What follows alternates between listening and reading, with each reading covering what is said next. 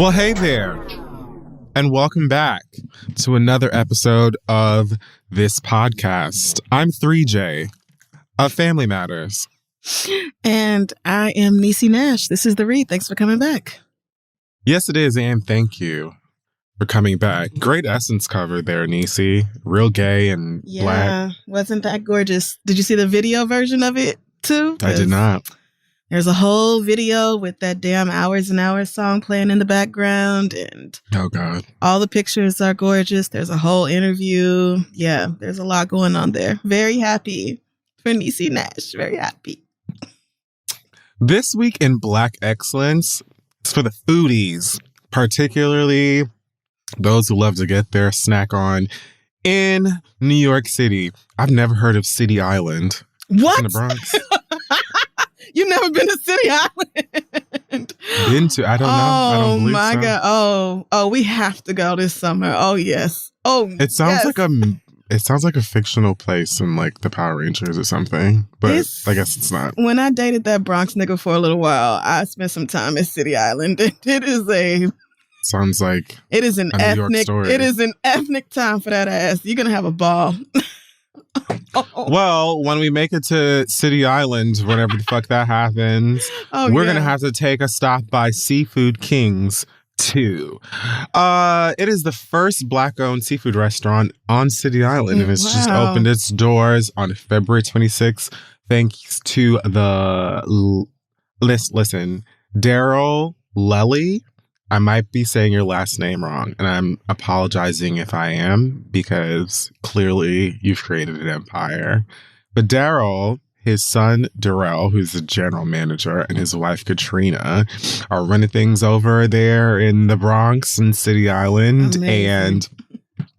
And during their grand opening, the Bronx Borough President, Miss Vanessa Gibson, was there for a nice Black History Month celebration. And I looked over here at the menu.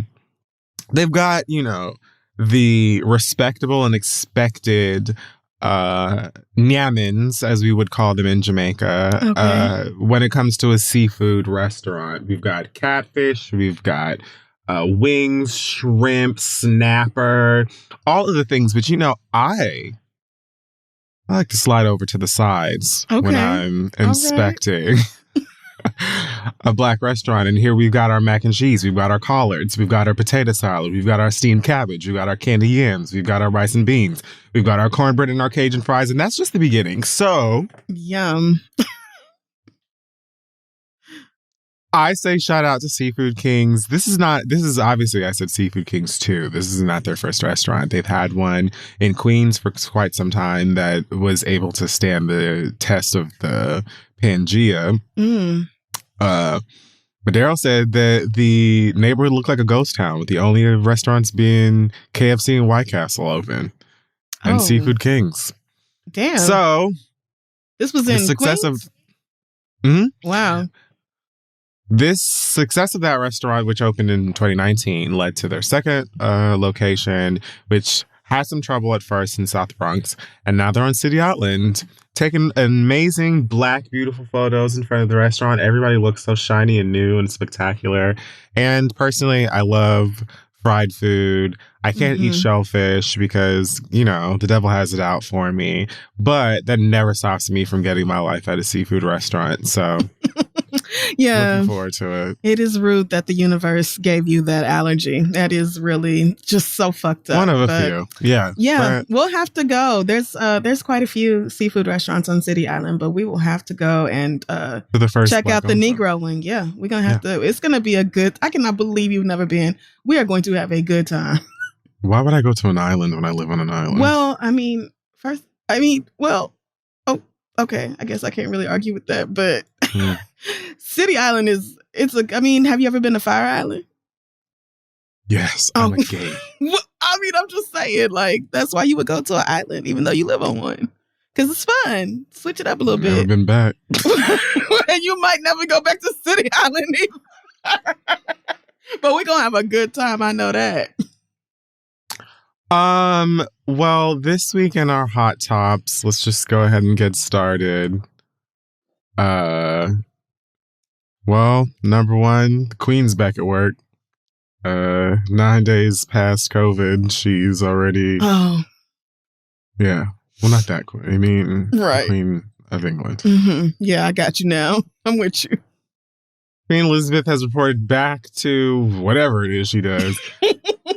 A fresh 9 days after having the COVID. And here we have a statement from Hollywood Unlocked's Jason Lee. It says, although I've never been wrong when breaking a story, because this involves the Queen, this is one time I would want to be. And based on Wednesday's report from the palace, I can say my sources got this wrong. And I sincerely apologize to the Queen and the royal family.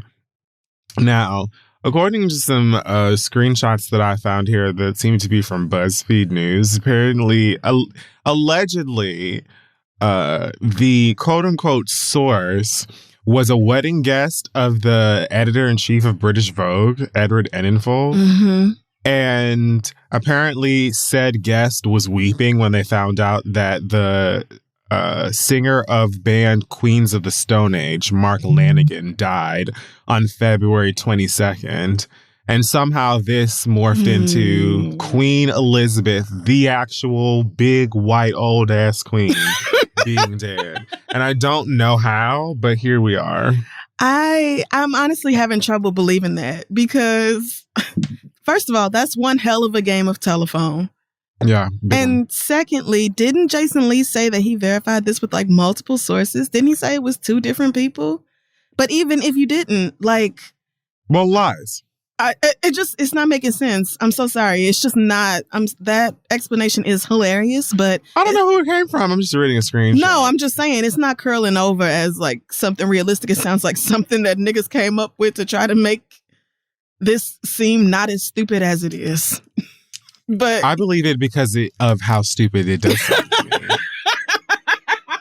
That's why I believe it. If that is because true... I think you would have been better off just saying what we said last week, which is, girl, we had the file, the draft ready to go. Somebody hit share by accident, and here we are today. Good evening. But I mean, that I believe. This is, I guess my issue with it is just, if you ran with a story and that was what really happened, and yet you stood, not only did you run with a story, but you stood 10 toes down in that bitch and was like, well, we ain't heard from the palace, so you niggas don't know. And I stand by my sources. Like, you did all that rah behind that shit. You really ought to just shut down your whole Instagram account, close down that blog, and just never do it again. That's my only thing. Like, I hope that is not what really happened here, because that is worse than like poor journalism or being a terrible blogger. That is, you're just outright bad at your job at that point. I don't mind it, just because it's an Instagram blog and one the queen I care about anyway. Like I said, she could be there right now. Yeah, no. I mean, I don't care either way. So, I got a big laugh out of it, right? I mean, I laughed a lot, but that is just so niggas is sloppy if that is true. My God. Well, the girls have been dragging Laverne Cox from the orange to the black after she made some comments to Will and Jada on the red carpet of the SAG Awards she was hosting for Television. And after talking to Will and Jada, who were there supporting Will's King Richard film, Laverne made comments of an entanglements towards the end of the little questioning. And the internet was displeased with her, to say the least. She has since logged on to Instagram Live in her current wig and a natural beat, and smiled ear to ear and spoke of, I don't know, love languages and spirituality. I couldn't follow it. She basically, what I did gather was she's not apologizing, and great that everybody wants to protect the Smiths, and she turned it into this whole thing about how everyone loves. So I don't know. It was really weird. The clip itself was like not a big deal. It wasn't like shady. She literally was like, I don't know. You have to go watch the clip for yourself. I pulled it up. It says, "We can't wait for more red table talk and more entanglements." That was like she said it like off the cuff or whatever to the ends. They literally laughed when she said it. It wasn't that big a deal. For me, it's like I wouldn't have said it. I would have preferred she didn't. Yeah. Because I think it's wholly unnecessary. Yeah, but I see the clip now, and they don't look offended or anything at all by they laughed. Right. I thought you meant that like she brought up entanglements like that. She was like, so how did y'all heal after the August Alsina thing? That's why I was like, she literally just said the word. Oh yeah, no, this is not that big of a deal. No. They laughed it off. Right. And for me, it's like, even though I would not have said it, if them niggas aren't upset, what the fuck do I have to be upset for? I don't know them. Yeah. So, and honestly, I feel like the fact that it's Laverne Cox, like a clear black actor, maybe also helps soften whatever. Because if it was like whatever random blonde, blue-eyed avian bitch from Entertainment Tonight or something that would have said it, then maybe it would have landed a bit differently. But I feel like they probably knew that it was not meant in no kind of malicious way. Yeah. They laughed it off and went on about having their expensive dinner and winning whatever awards and shit. So yeah, I just saw the video. I don't know what the fuck she logged on for in the first place. And Jada laughed. Like they both laughed at it. Yeah, I would have just let niggas be. Y'all would have just had to be mad at that. But because this is not like the way you set it up, I thought it was finna be like egregious, but this was really not that big of a deal. It really wasn't. Yeah. But she was on Instagram again looking beautiful, like in her walk-in closet or some shit. And it's just like, I just think that it's really lovely how many people are protecting them and how many people love. And I was like, girl, if you don't turn off this goddamn live and stop explaining shit to people, they don't better give a fuck about this. Y'all niggas better calm down. First of all, Will and Jada talked about it on Red Table Talk, which is hosted on Facebook. It's on Facebook. So the whole goddamn world saw it. It went viral. Niggas remixed the entanglement clip and turned it into some shit you could download off of SoundCloud. They know how the internet works. They haven't forgotten. Know.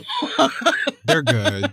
Right. They're better than most of us, to be honest with you, when it comes to like relationship shit. I'm never finna do that. Been together forever. I'm never finna do that. Like sweetness. So yeah, y'all that simmer little down. off the cuff thing. In fact, they probably, as long as they've done this, expected somebody to say it. So like, yeah, this girls. I mean, you're right. We're all fine. If a white girl had said it, I would have been like, mind yours. But exactly. But coming from Laverne Cox, it just felt very much like family, and Jada being like, girl, haha, we done with that. You know, like this. Y'all did a lot. Y'all did a lot for no reason for that one. Sorry. I would have never given you bitches the grace.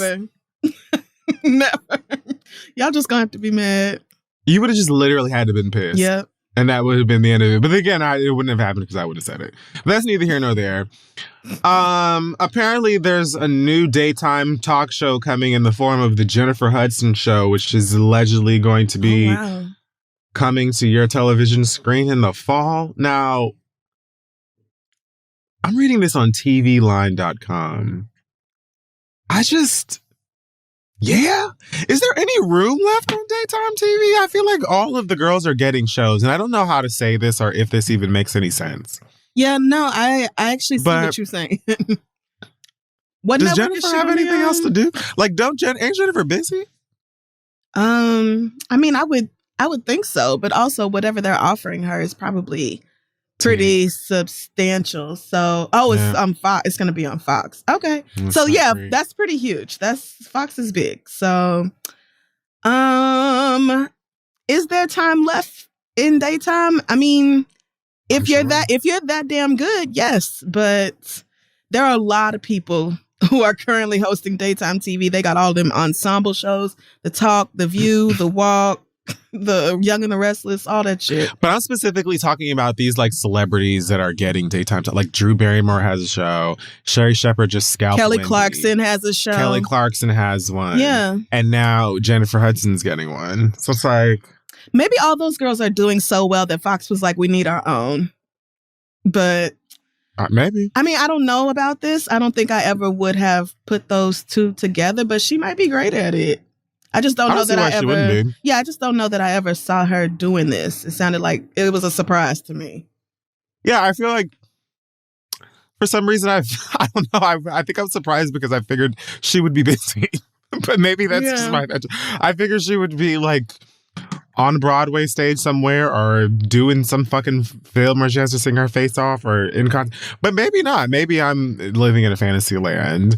But I think that Jennifer seems like sweet enough, gregarious. She probably has loads of celebs that will come and chit chat with her about whatever. Probably not a lot of people who like hate Jennifer Hudson and refuse to go on her show. You know, I mean, who? Right? She's not like a awful person or anything. So, yeah, I will. I mean, I'll at least try it out. I'll put it on a DVR. Good for her. I mean, I'm not going to because I don't watch any of them, but.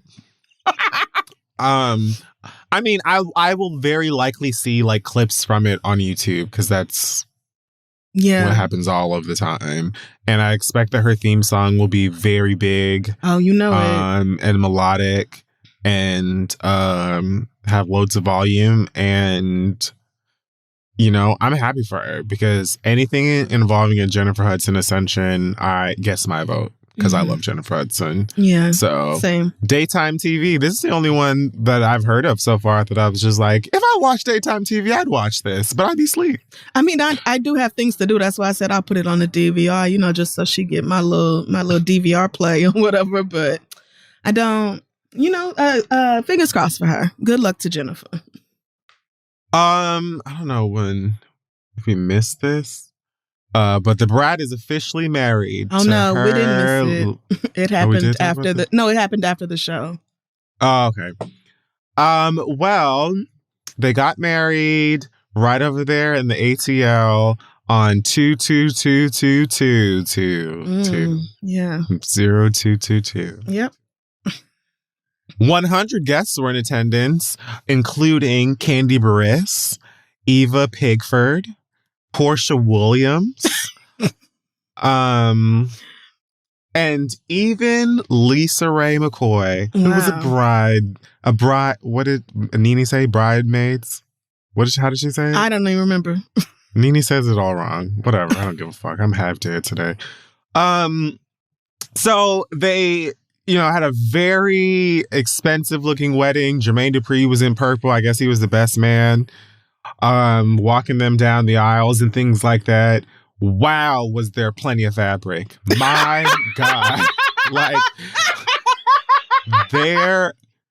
it legitimately looks like the couple was TP'd. Like somebody toilet papered them. Yeah. Prior to arrival. Looks like something. It does. I mean, the Brat has on like a very non-binary unisex ass. It's very like garnet of her. Tux, but then it's a garment. It's like a gown at the bottom. Jessica has on like a big bold dress with lots of like sparkly and all kinds of accoutrements. That's lit. All that. It's just big. It's just big. It's a lot of fabric. Mama, like the Brat got these fucking padded shoulders giving you rockadoodle. It's a lot. It's just big fabric. Somebody could have toned. Anyway, this is their wedding. Sorry. I was invited. This has nothing to do with me. I'm so sorry. I hate it. It's a lot. I do not like it at all. What they wore to the not the ceremony, the reception, the fun part, the reception, that is the what fun they part. wore to that was like a lot more subdued. The Brat has like a blowout, whatever this is, a blowout, and she got on that like curly wig, that curly perm, and then she got on this like it's very much a creep-esque, like a linen number. It's just lighter. And then Jessica's outfit is like, it looks like, honestly, Jessica's outfit looks like it was a reveal underneath what she wore to the reception.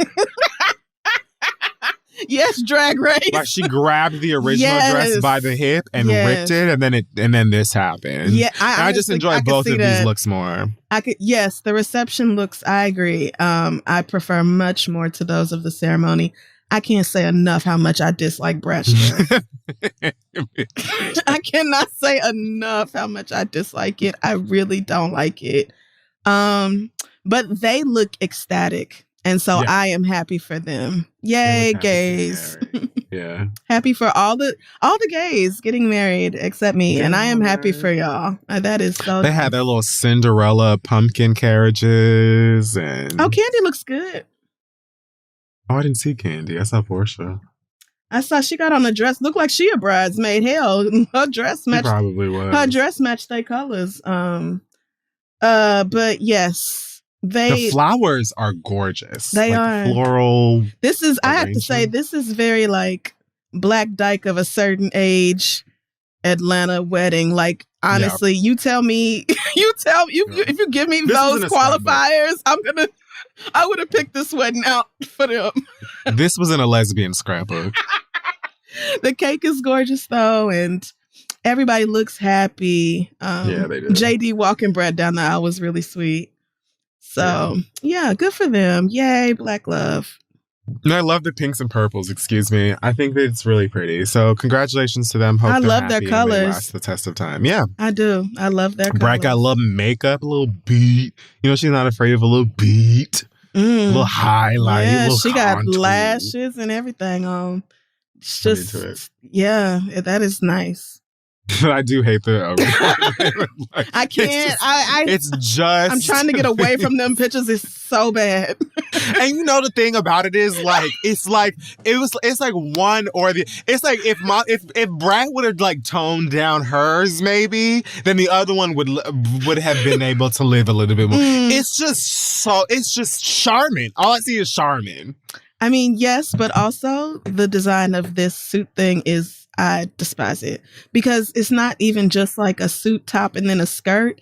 It's like a suit with the padded shoulders, like you said. And then like Freddie Mercury. It's like the fitted bodycon Fashion Nova with the silver shit design all in the middle. And then this big old long mermaid tail skirt. Like I hate it. It's like 5 different designs in one. It's very Atlanta, though. You're right. It's very gay ass Atlanta wedding. I wouldn't have expected anything less. Gen X lesbian getting married. I'm like, oh yeah, there she go. There they go. They're happier than me. I mean, listen, I'm sure I didn't want to say it, but I had to. I'm sorry, but congratulations. Well, there are rumors going around that perhaps Jason Momoa and Lisa Bonet also discovered their ain't shit out in the streets because they may have returned to their love lives after rumors have come out that they've moved back in together or that they've been staying together again after announcing that they were separated just... How long ago? I was going to say, was it even a month ago? Yeah, no, not even a full month. And already he was like, oh, you know what? I'm going back home. I'm going home. I'm tired. This ain't it. It might take 2 to 3 trips to your local bars, pubs, clubs before you realize, oh, actually, what I need to do is go home and get in my bed. Yep. I need to quit playing and call my wife. I'm going back home. But...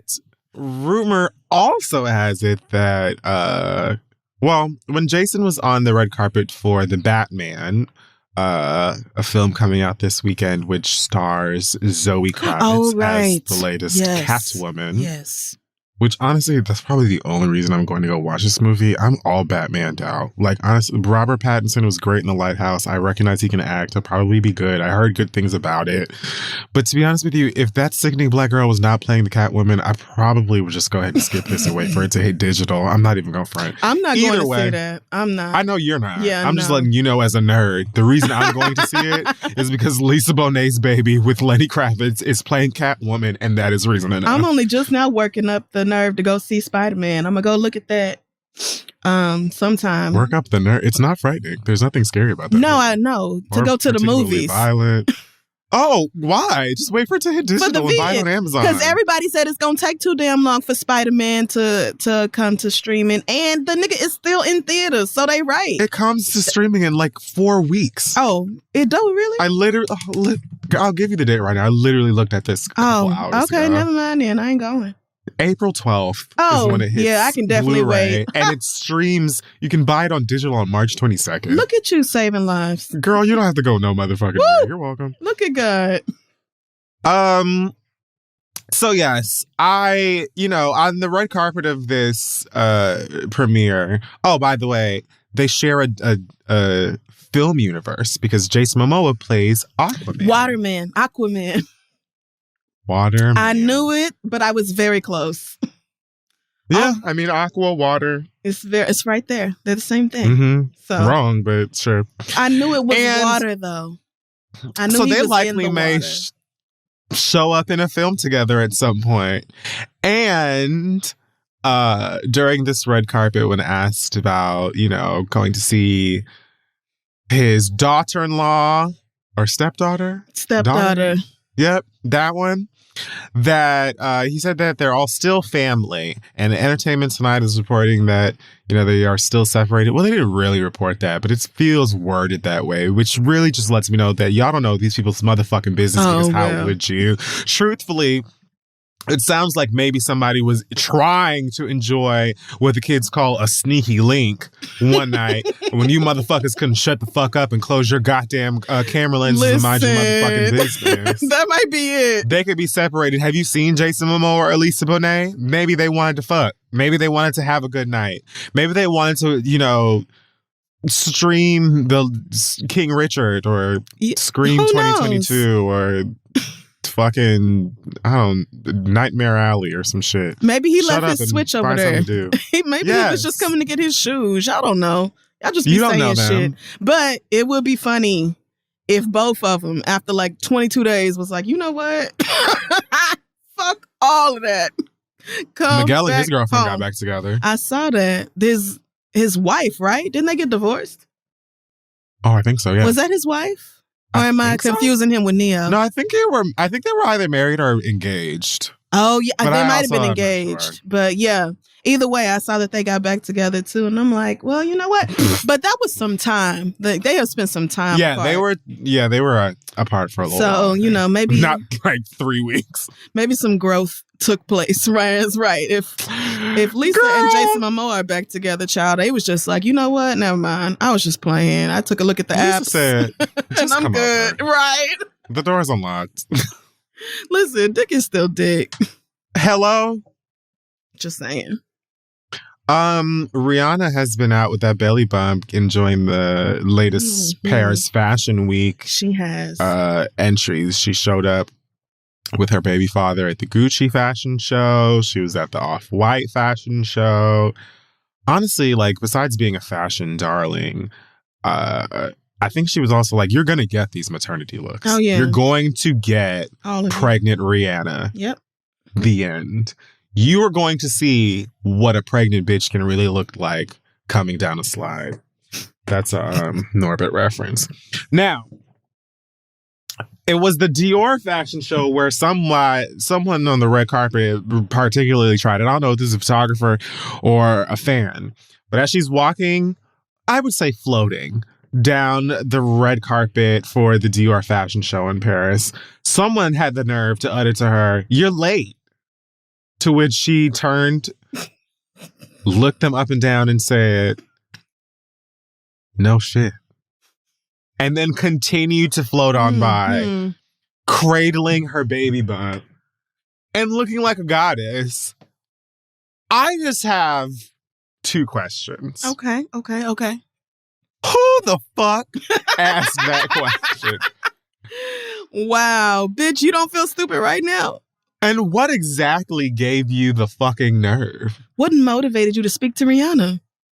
Period. The end. I don't even understand tell her that she was late. You think that she don't know that she was motherfucking late? Furthermore, bitch, I'm Rihanna. This motherfucking event start when I get here. Exactly. On top of that, the fucking director of Dior didn't seem to have a goddamn problem with what time Rihanna showed up because she's smiling fucking ear to ear, taking photos and selfies and shit with this pregnant ass heifer. So why don't you shut the fuck up?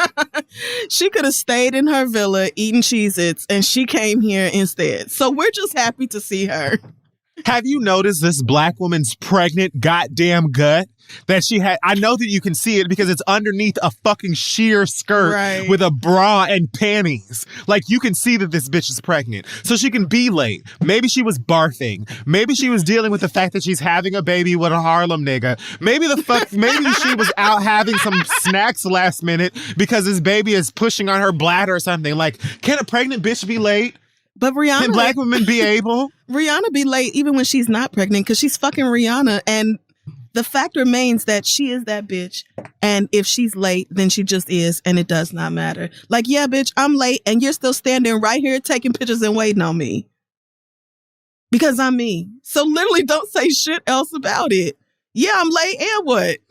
The fuck difference do it make? What exactly are you going to do about it? I'm late and what? Like, I really don't even understand why that person who was almost certainly a white woman decided to pipe up and say that shit. Like, it just, no matter how I look at it, it don't make sense. Well, she looked great. Did. This was probably my favorite look of hers so far. The Dior one? Yeah. The black she wore it to Off-White sheer thing with the bra and panties. It was gorgeous. And honestly, I think that look on her face when she heard that woman, I think that sold it for me too. Because she really did have her hand on her belly the whole time, like completely unfazed. But also, bitch, I don't know who the fuck you are talking to. I loved it. She said, you're late. No shit. No shit, I'm late, you fucking What else, maniac. Captain Obvious?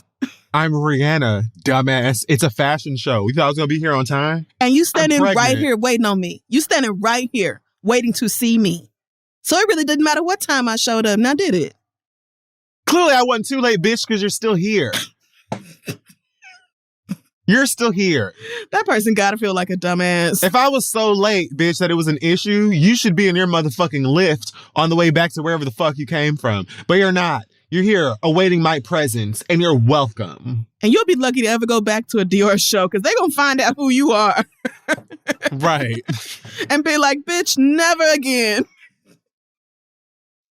Well, that leads us to my final topic for this week. Okie dokie. Madea had a film on Netflix that premiered just this past, I don't know, a week or two. A Madea Homecoming, it is titled. Starring Tyler Perry, Gabrielle Dennis, Brandon Black, and more of the usual suspects. Tamela Mann. Yep. Eugene Mann. What's her husband name again? David Mann. David Mann. Although Eugene do look like that would be his name. He do look like a Eugene. He do. And it happens. Now here's the thing. I had no intention of looking at this. Which is usually the case when it comes to Tyler Perry's stuff. However, a lot of y'all were talking to us about this particular film, I think specifically because it contains a Beyonce parody. Specifically a parody of the Homecoming film, which also exists on Netflix. And somebody on Twitter told me they watched it and they actually liked it. So I went ahead and I watched the entire goddamn movie. All 1 hour and like 44 minutes. 105 of my Negro minutes. So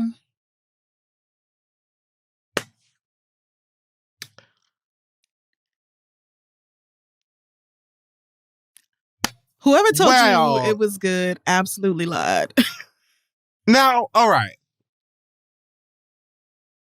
I will say that watching this film, I'd give it a solid 5. I'm 5.5 if I'm being what? 10. Oh, okay. I thought you meant out of 100. Out of 100? Yeah. Did I give it 5? Yeah. Do you think that was fair or unfair? I feel like you looked like that. I mean, a 5.5 out of 10 is very generous. Yeah, it is. That's very nice. It's extremely nice. I'm asking you what you thought of it being 5 out of 100. Did you think that was too much? I think 5 out of 1. I mean, I think 5 out of 100 is also generous. I would probably give it a 1.3 out of 100 points. Yes, I would. Okay, I would.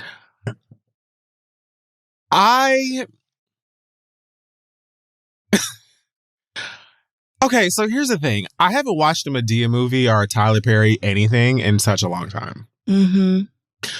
Maybe because my expectations were in the shitter. I'm talking about the basement. Mm-hmm. That watching this, I was like, this is a Madea movie. It has all of the makings of a Madea movie.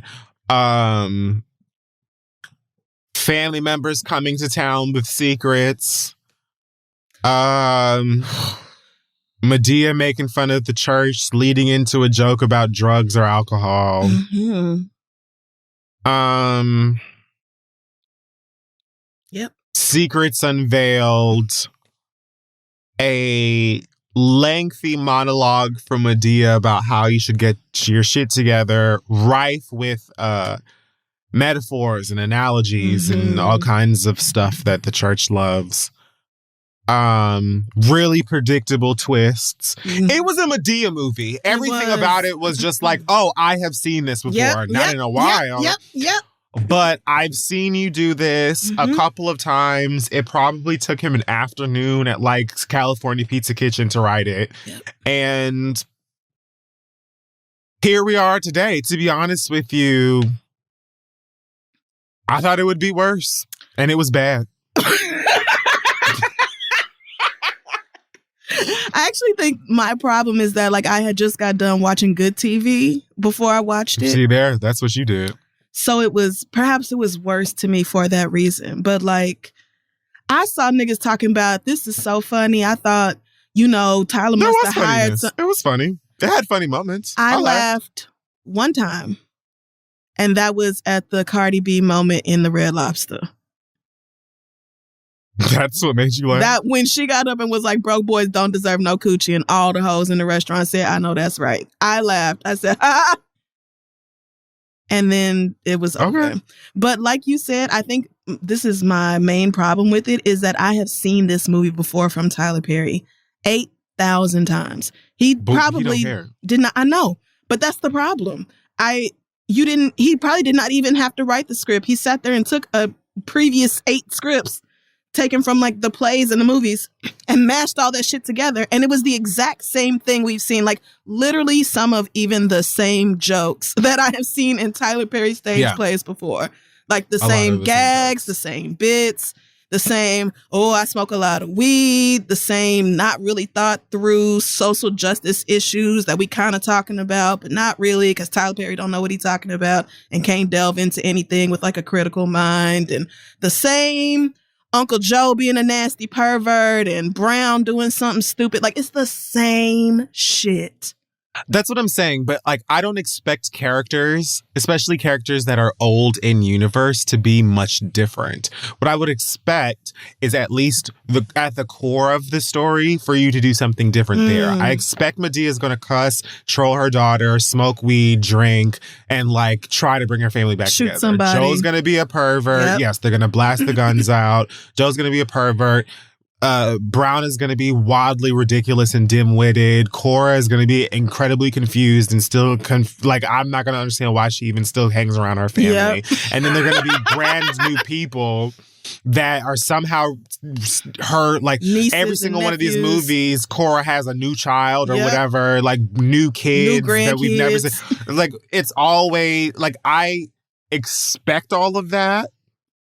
At its core, what you're bringing us together for in its story, that is what can be different. New story. That's what can be elevated. That's what can be kind of different. And it's not. It's just the same sort of thing of like, okay, like as soon as I see homegirl with her friend, you fucked her husband. Yeah. Okay, next. Like as soon as I see this one with that one, you're having an affair. Bet next. So it's like, I know what I'm getting into. So for me, what I got out of it when I watched it was for tried and true Tyler Perry fans, which I think are probably maybe 10 to 15 years older than me plus, they probably get more out of this than I do. It's probably also a decent Netflix and chill moment, you know, anything where you're not really paying attention to the movie.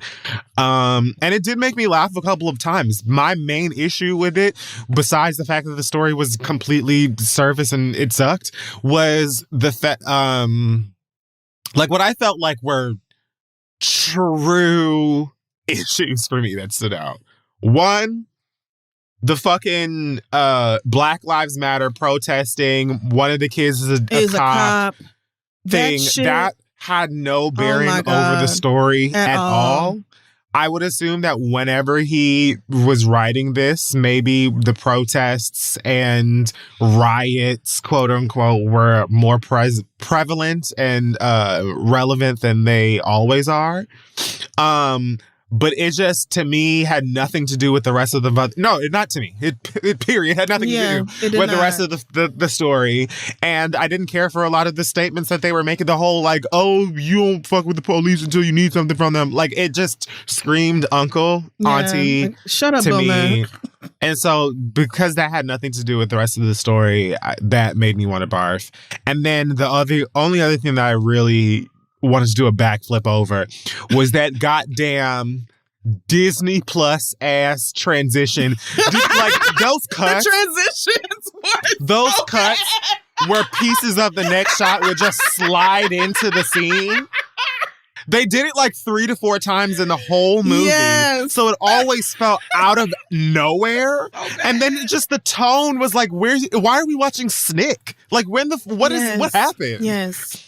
So between that and, you know, just the story altogether being more baseless Tyler Perry-ness, I was like, by the time we got to the Beyonce stuff, I was half asleep. I didn't even care about that part. I was happy it was over.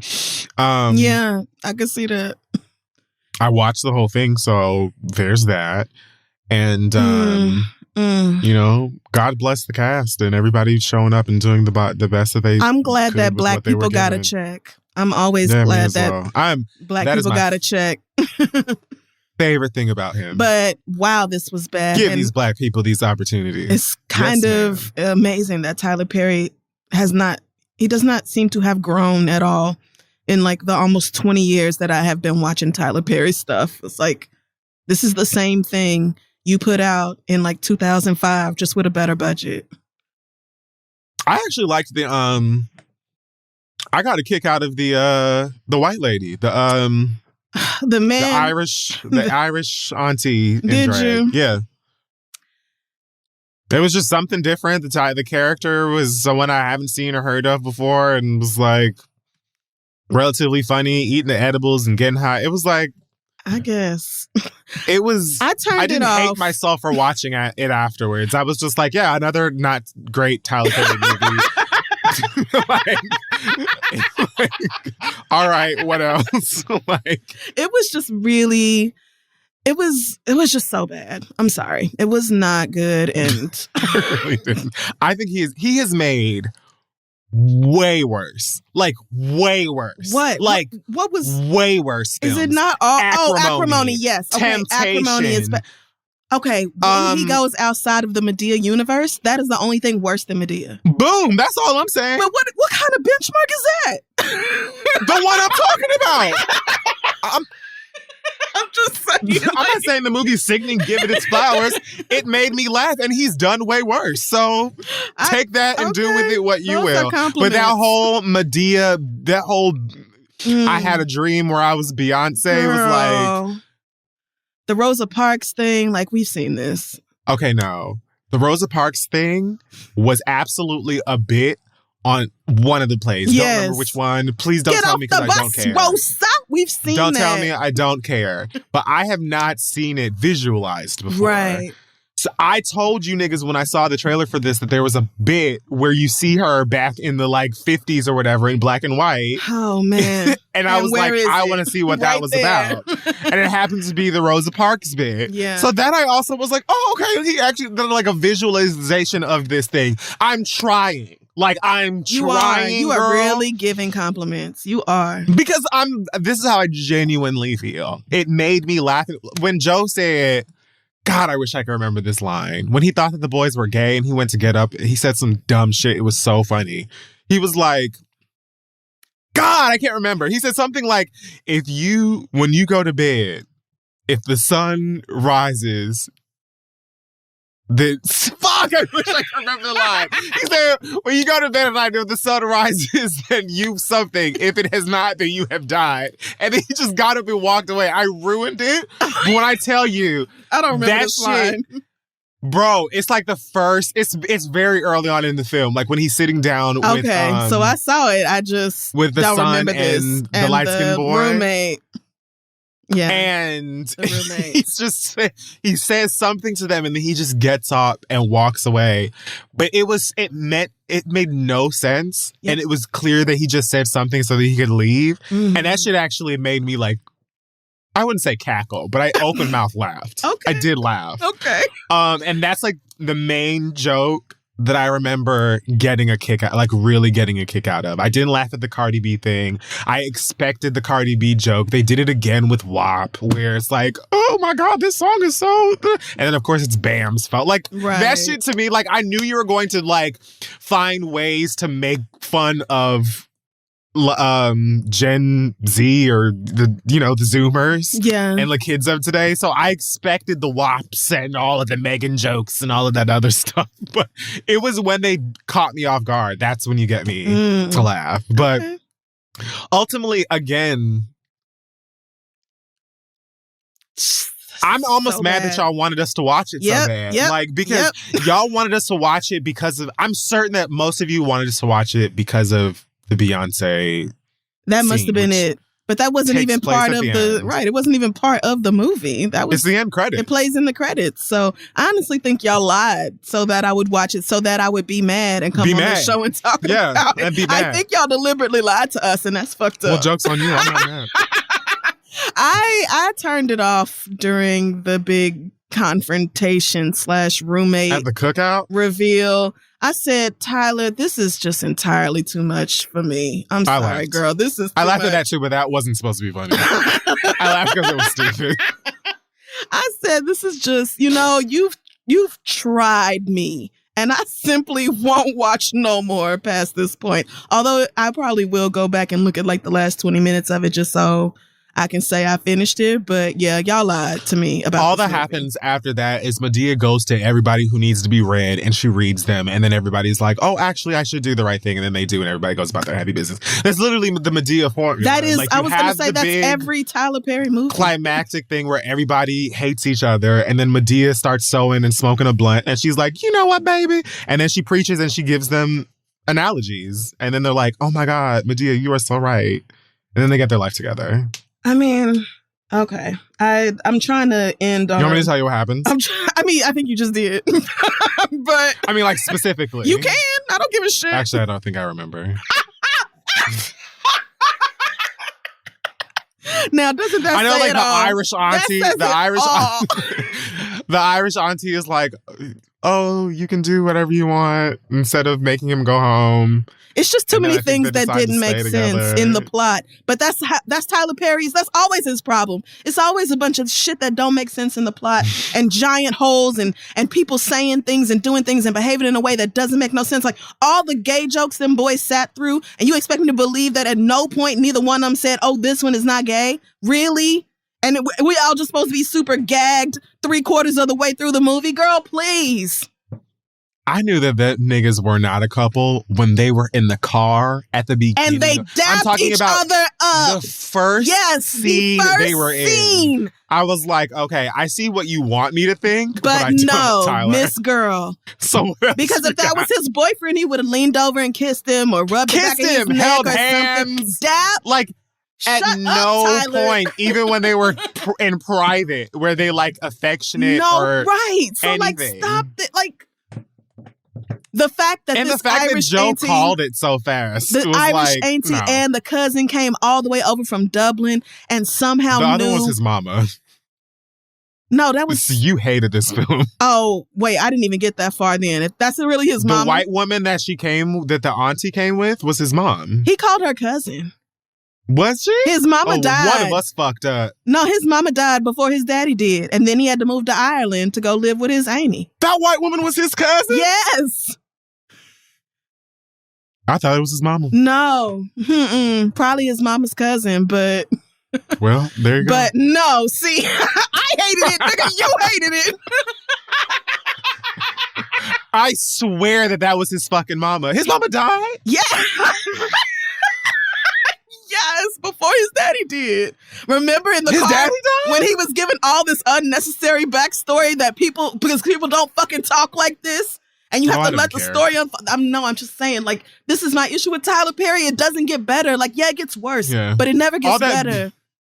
All that beginning exposition, I was like, yeah, okay, girl.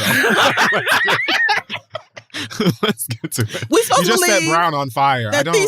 First of all that gas and lighter fluid and shit Brown put on there, and that was the only fire. And his skin's not melting off or nothing. And at no point does he stop, drop, and roll. It's camp. It's bad. Camp. It's bad. It's just bad. These white hoes came all the way from Ireland and drove exactly to this man's address, talking about how'd you know where I would be. Oh, that's why I was asking all those questions. Sorry, Irish people. I know that's not your accent, but like. Did he give you the exact... Are we supposed to believe that he gave you the exact fucking address and didn't expect you to show up? Is that what we're supposed to believe? Yeah. No. Don't tell me to watch nothing else from Tyler Perry. Don't do it. I had a great time. I'm just going to go ahead and be honest with you. Like, I think this is what... what hate watching is or something, because it was like... I enjoyed myself. It was bad. It was bad. It was bad. It was bad. Thank you. But like, I sat back just enjoying. You didn't even know that wasn't his mama. Oh, well, like as if it hadn't goddamn bearing over anything.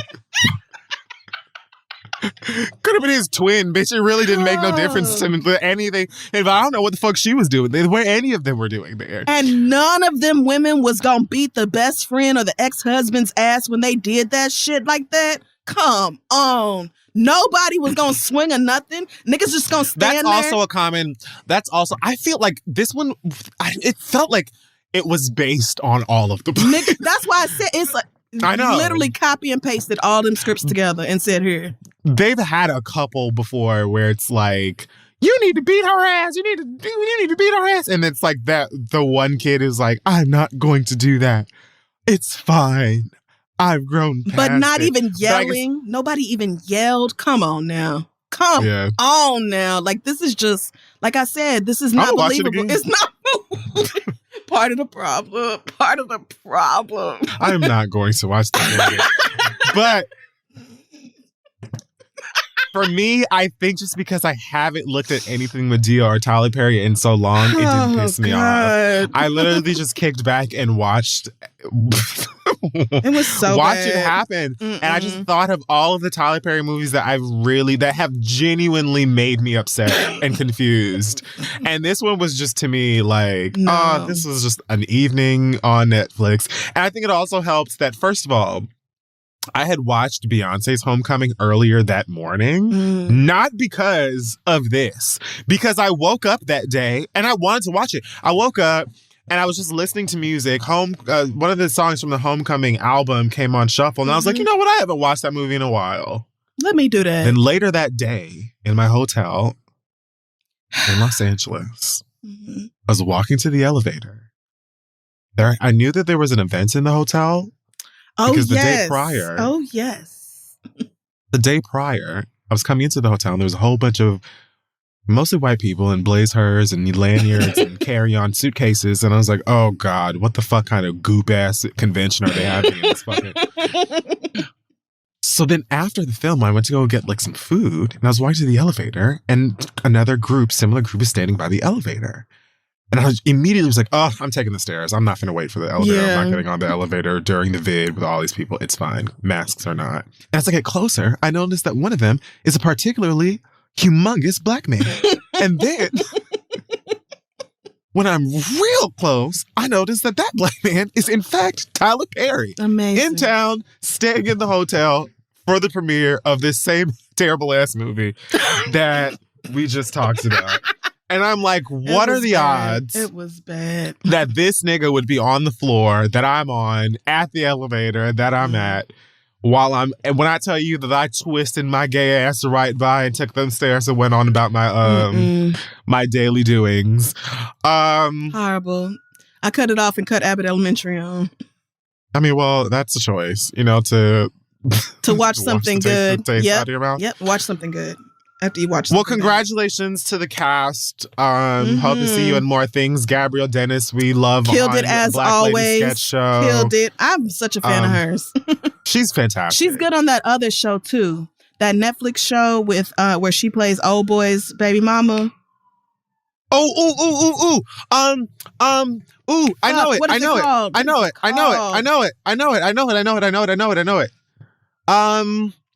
I can't tell you.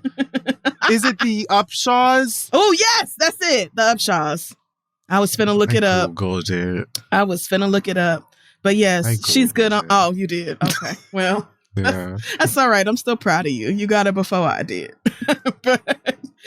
but yeah, she's such a talent. And like I said, glad Black people got a check. But yes, I love it. Wow, that was so bad. That was so bad. Doing their jobs. And if you check IMDb, the sole writer of this movie is Tyler Perry. I'm telling you. Completely predictable. Tyler Perry was at a business lunch early, and with the 20 minutes before the remaining guests arrived, he wrote this movie. He opened the Scriptomatic app and just pasted some old scripts together, uploaded it to the cloud, and then when he got home, he got started on production. I fucking knew that this white Irish character was already existing. I knew that this was a character there was no way, that character and the actor who played that Irish woman was so decided and comfortable in that role. I would say it was better in drag than Tyler was. I'm not gagged at all. There's some show in BBC Scotland that actor does the same character and they do like a crossover. Okay. Between this one and Medea. I would have never known. I knew it. I knew that was not developed for this film. I definitely thought he just found two white people and was like, here y'all go. I was like, nah, my nigga, you've done this character before somewhere on something I've never seen. And that just answered it. Well, I'm sure that Medea will be back, probably on Netflix again, because I'm sure they gave Tyler a big, big bag for this. And although it seems to have had a $20 million budget, I'm sure he still cashed in. It says that on Wikipedia. Don't look at me crazy. You can Google it yourself. Now, that's about it for Hot Tubs. What? That had to be 15 million salaries. You didn't have to pay no writers. Well, most of the sickening legendary Black women that he would have in these films are dead. You know what? But the whole production, there was certainly an extensive crew involved. That's what I said. This is the same Tyler Perry shit with a budget. That's all it is. Yeah. It looks glossier. The content has not grown. The wigs are better. Praise God for that. Oh, wigs, yes, yep. Tyler finally decided everybody else can have a good wig, and he can't be the only bitch in a sickening ass lace front. He decided everybody else gets to have a realistic hairline now. Oh. We are bugging. Are we?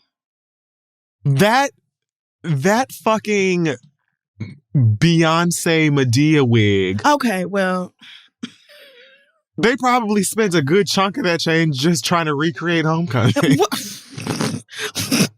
Even though he absolutely did it in the parking lot of Tyler Perry Studios. I would say the wig came from his personal collection anyway, so I don't even think they had to come out of budget for that. Tyler just had that. That's just a Thursday. There's no way that Tyler had a 52-inch silver. There's no way he didn't. And is just There's no way he didn't. And is just premiering it. That's a lie. There's no way that he would have had that wig just sitting on standby and just now showed it to us. No, girl. No, he's shown it to the girls. He went out and had that shit farm grown, just like Beyonce does her wigs. Free range right off of the farm, and that's exactly how it happened. Okay. Colored and styled by the one and only. All right. Kim Kimble did it. I was going to say Kim Kimble, but you know. Absolutely not. She did not. You know she didn't. But it was a nice wig, so congratulations to the people in jobs over there. All we have to do,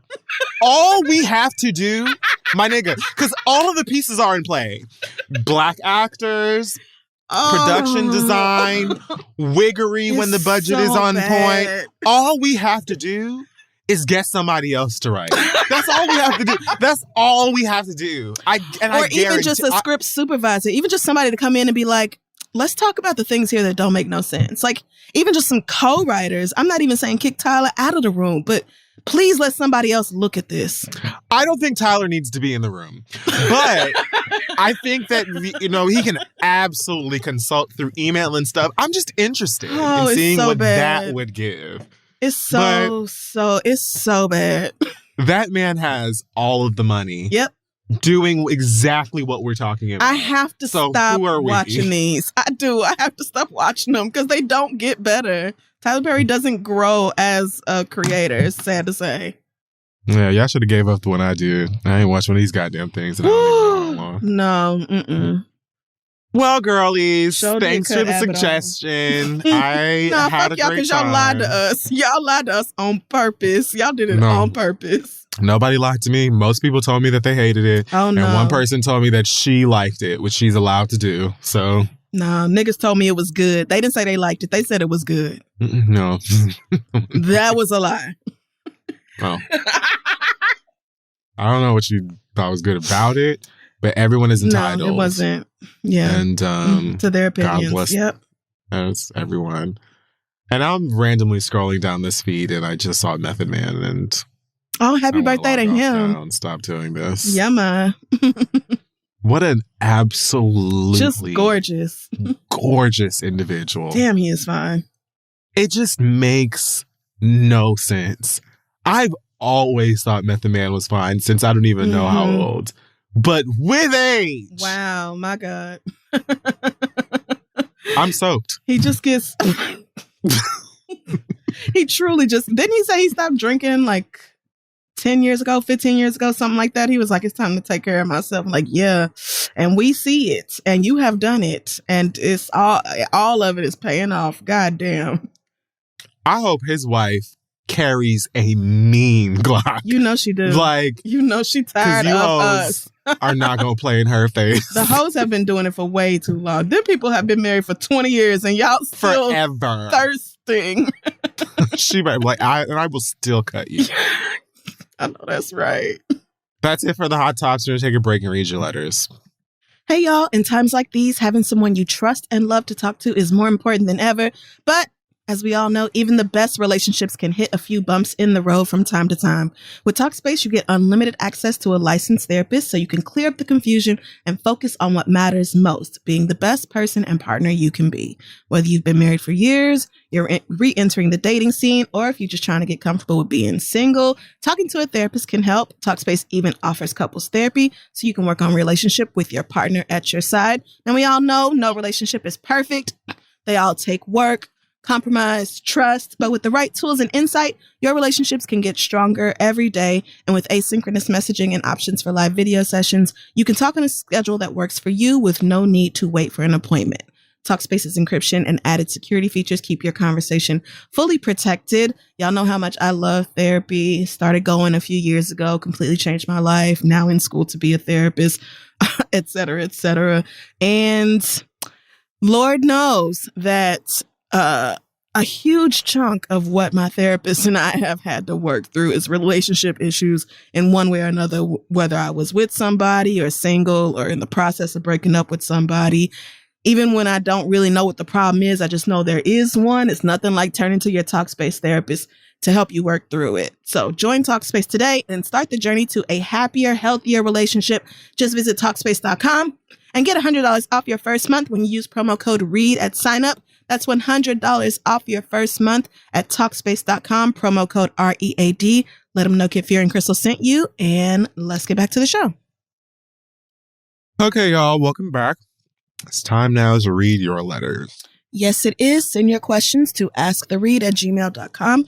We may just read them aloud on the show. We have a quick question here from Keisha, who wants to know if you play Horizon Forbidden West. Do you know what that is? It's a brand new game, sequel to a game called Horizon Zero Dawn. Very beautiful game. Probably one of the best looking games on the PlayStation 5 right now. I've barely had time to play it. I've been really, really busy with work and stuff, but I am playing it. It's gorgeous. And yeah, hopefully I will be able to get into it more soon. Okay. Because she mentioned that Angela Bassett voices one of the villains. You knew that part? Okay. So I was about to say, I hope that's not a spoiler, but I was like, damn, maybe I want to play this game if Angela Bassett is in it. Shit. But it's probably murder. It's probably shooting. No. It's like, Girl, what the fuck are you back there doing? Link said, bitch, I'm making I hear her. What the fuck is wrong with you? Sit your black ass down. Horizon is about basically the world came to an end because of a robot apocalypse, and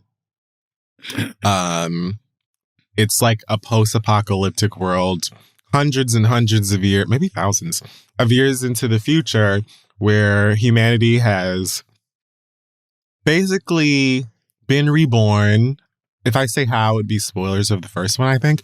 But basically, humanity lives in a world populated by a bunch of robots that look like animals and dinosaurs and stuff. And you play a character named Aloy that is trying to figure out why and help save the world from another apocalypse. So there's not really blood and violence, because most of the things you're fighting are robots. Big. Got you.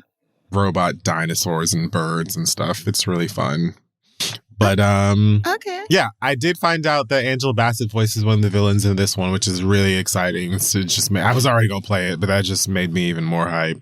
I'm loving Black representation and voice acting and mocap for video games lately. Because Deborah Wilson, I've mentioned it, but Deborah Wilson is video game queen. That lady is in everything. Oh, good. I'm glad. I am so glad to hear She's in so many video games, so many. She's in a video game coming out in May that I'm really excited about called Forspoken.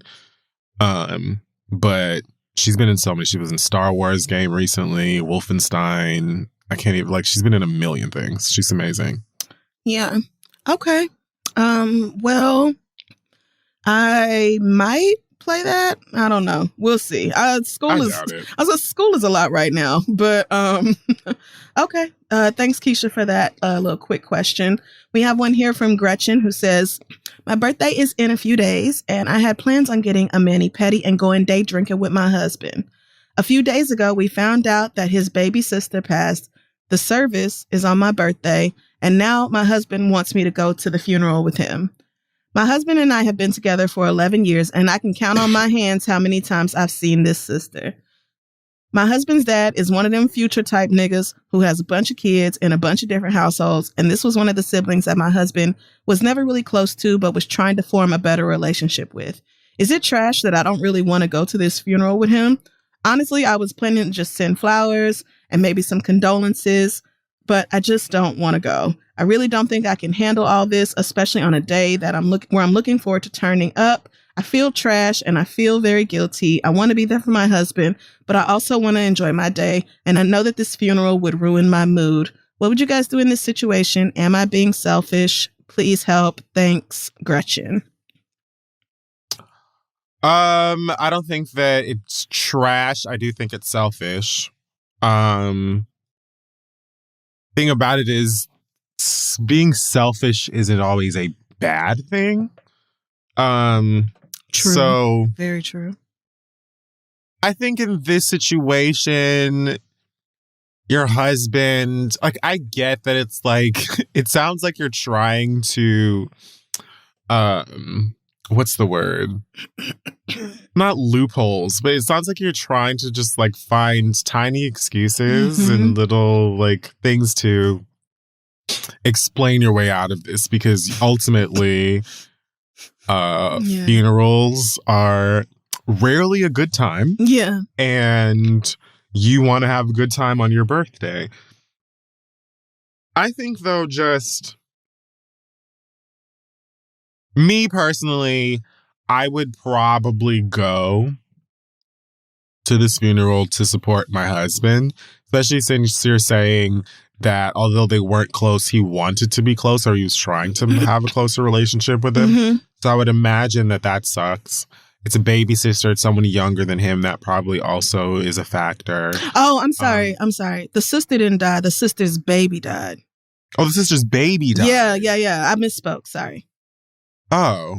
The sister's still alive, but her baby passed. Oh, that sucks even more. Yeah, baby funerals are sadder. It would be sad regardless. Baby funerals are the worst. That's super tragic. They are the worst. Oh my God, they are awful. Yeah. Oof. Now I super get why you don't want to go. Yeah, man. I think that, like, if I could handle it emotionally, which it doesn't sound like you can't. It sounds like you just don't want a downer.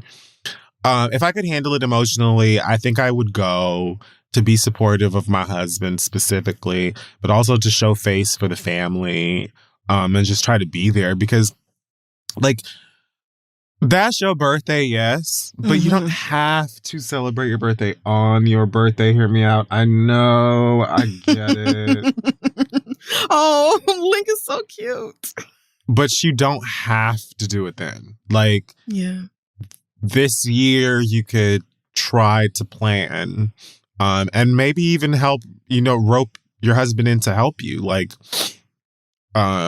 since we're going to the funeral, could we do X, Y, and Z the following weekend? Or, maybe he can help when time allows it and everyone is in a better place. Help you to, like, plan an alternative. Because it happens. Like, this is something, again, that you could, like, excuse yourself from, I think, if you wanted to. But it's not to say that you wouldn't or couldn't have a future birthday where you would have to do something on a different damn day just because of the way that life works itself out. So again, I'd probably go and just try to celebrate on a different day. There's people out here who celebrate their birthday for an entire month, for the whole month of their birthday, and expect their whole friend group and all their family to do it with them. Girl, I'm going to work. There are niggas who'll be like, every weekend is mine. It's not. It's not. It's not. So if the girls can be out here claiming every goddamn weekend in May as theirs, then I think that you can just go ahead, support the family on this one, and then celebrate your birthday on a different day this year. That's what I would do. Yeah, I really see why you don't want to go. I've been to a funeral for an infant before, and it was the most heartbreaking shit of my life. But if your only plans were like to go day drinking with your husband, who now is no longer available to do that with you, then, I mean, I agree with Kid Fury. You can celebrate your birthday whenever. You don't have to do it on that day. If you feel like, for real, this is going to fuck up my mood and I just can't handle that right now, then don't go. Like, I think you have every right to not go. But it's kind of like your birthday is ruined anyway. Like the actual day of it, that day is going to be a funeral for a baby and your husband is going to be there. So like your plans are ruined. So it's like, you're going to have to make the best of the situation from there. So if I were you, I was in these shoes. I would either, go to support my husband and his family, I would pack an edible. I would definitely be high as shit throughout that whole ceremony, all of that. I'd be too. I would be high. Oh no, I would be high as shit. Because when I tell you, heartbreaking. But yeah, and then I would plan for me and my man to go out and do something big and have fun. Maybe take a whole weekend instead of just one day of drinking. We day drinking for 2 or 3 days because we turning up now because I done made sacrifices. Like maybe something like that. But this is just one of those things where it's not like anybody wants to mess up your birthday, but this has happened, and so.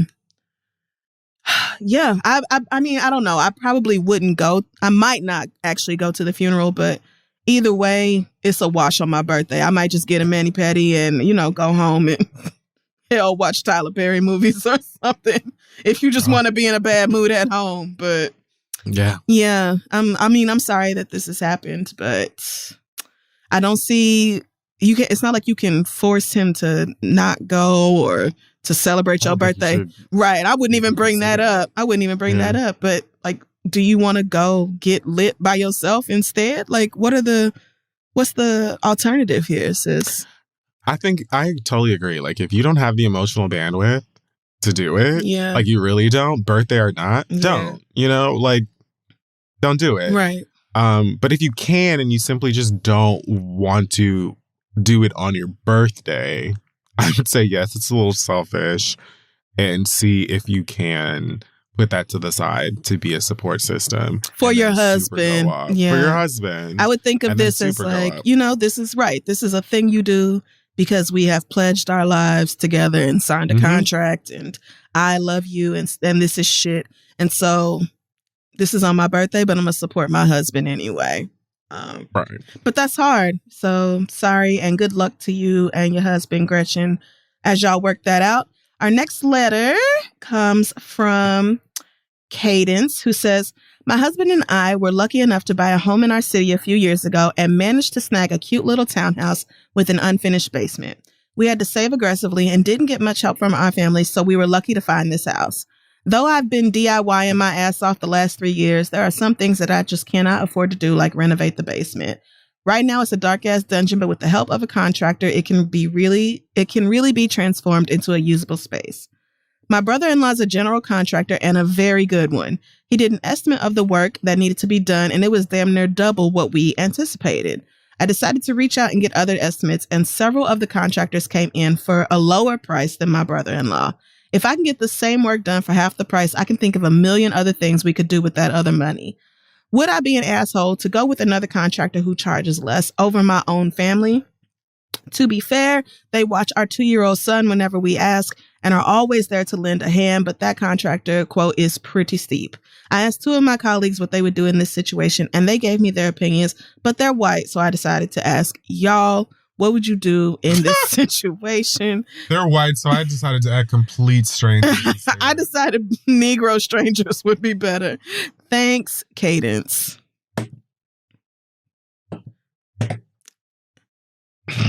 Would you be an asshole? I wouldn't say that. I don't think you'd be an asshole for saving money. Yeah. During economic crisis, pandemic. Mm-hmm. The world collapsing. I don't think you would be an asshole for that at all. I don't know. It's one of those things that's like, you got to know who you're dealing with. Are they going to understand? Are they going to be able to respect that? Mm-hmm. And how badly do you, I don't even think it's a question of how badly do you need, how badly does anybody need extra money? Which I don't think matters. Right. I think you got to be careful here with contractors because a lot of times you get what you pay for.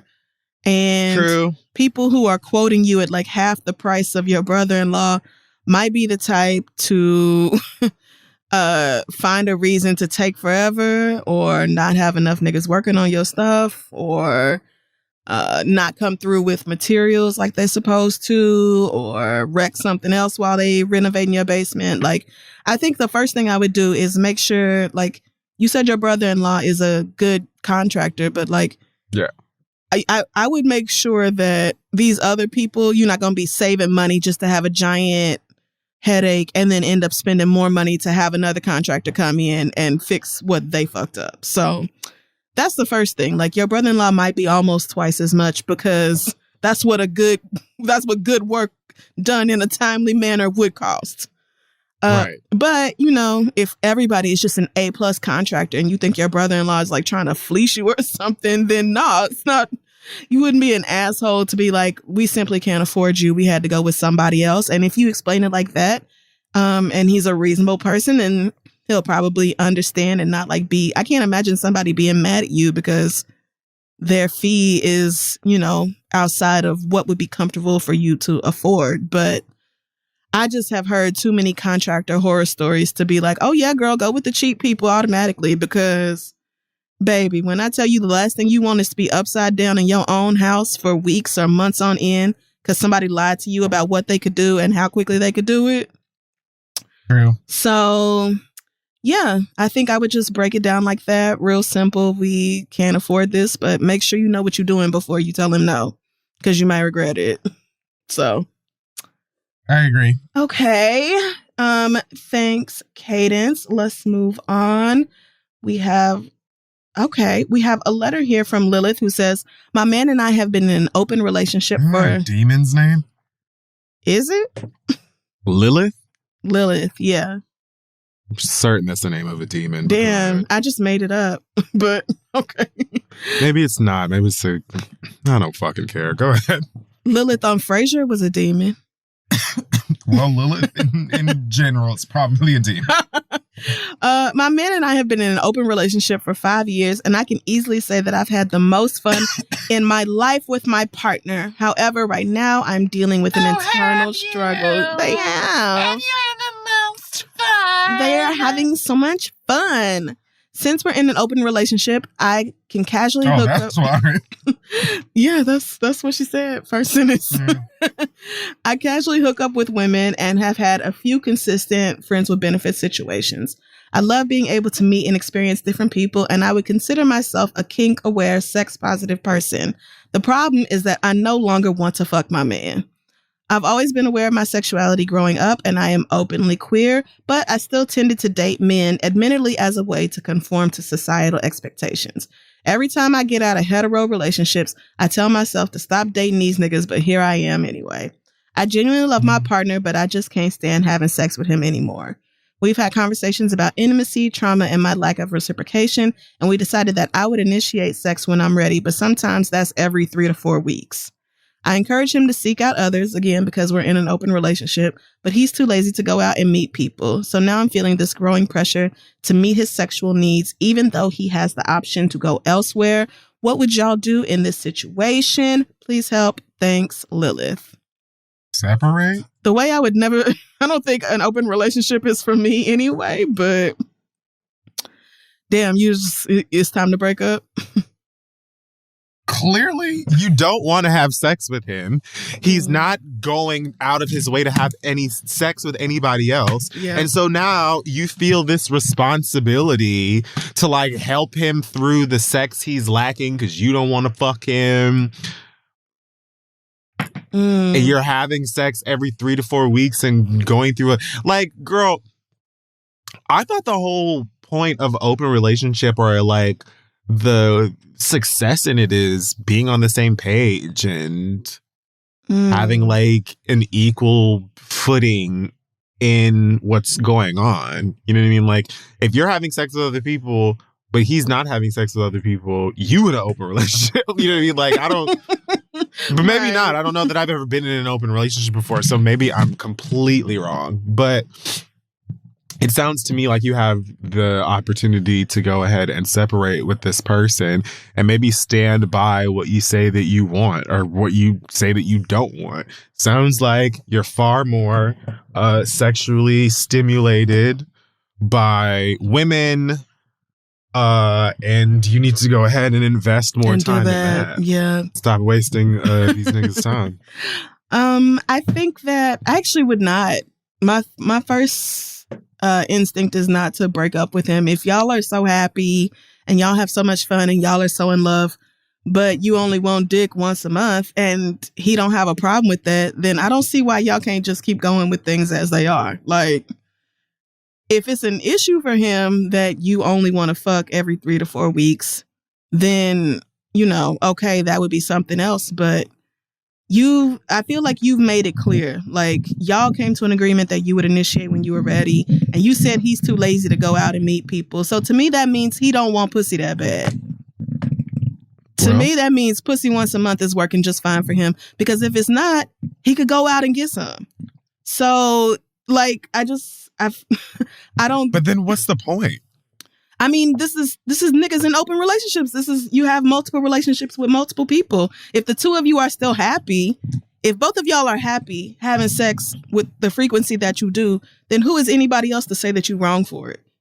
But clearly not, because if they were, then why the fuck are you writing in a letter to us? You clearly have concerns and things of that nature. Like, if it's not a problem for him and it's clearly not a problem for him, then why are you writing us? So maybe it's that you feel like you should be wanting him more. Like, okay. So I think I figured it out here. If you are like disgusted by the dick and you have to like work up the nerve to sleep with him, then she doesn't want to have sex. You need to break up with him. But if it's just that, every now and then you feel like having some dick, but not consistently, then I would just be like, okay, I don't see why y'all can't just keep going with things as they are. But if you're, she don't want to fuck him, right? But then she also says sometimes it's 3 to 4 weeks apart that she initiates sex. So like, but it sounds like she does so out of obligation. Which is like, so in that case, I agree. It's time for y'all to break up, because fucking a nigga because you feel like you have to is not the move at all. At all. But I don't know. When you say you initiate sex, I just read that as you initiate sex because you want some, not because you feel like you have to. But like, I read it as I'm in the mood today. Like, maybe I had a really good workout, or like something. Housewives really put me in good moods. This, like, something to where she's like, okay, girl, you can have some tonight. Like, I didn't read that as I wanted some dick.